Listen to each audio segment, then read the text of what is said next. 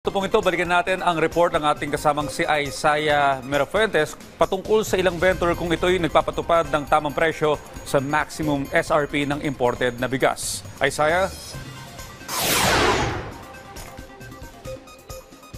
Rise and shine, Audrey. Magandang balita lalo na sa ating mga mamimili dahil 58 pesos na imported na bigas. Yan ang ipinangako na DA na pinakamahal na presyo ng imported na bigas sa mga pamilihan.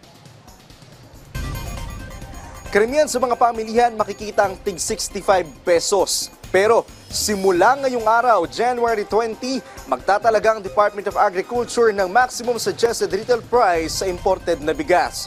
Sinisiguro rin ng kagawaran na sumusunod ang mga supermarket para sa presyo na nakalaan sa mga imported rice.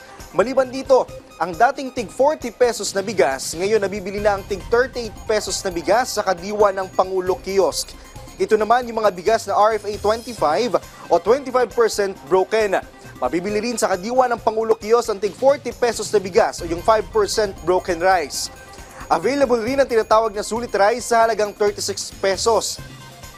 At ang aging but good quality rice stock ng NFA na tig 29 pesos. Umaasa ang DA na mapapalawak pa ang kadiwa stores sa buong Metro Manila. At naniniwala ang kagawaran na sa pamamagitan ng proyektong ito, mahatak ang presyo ng bigas pababa.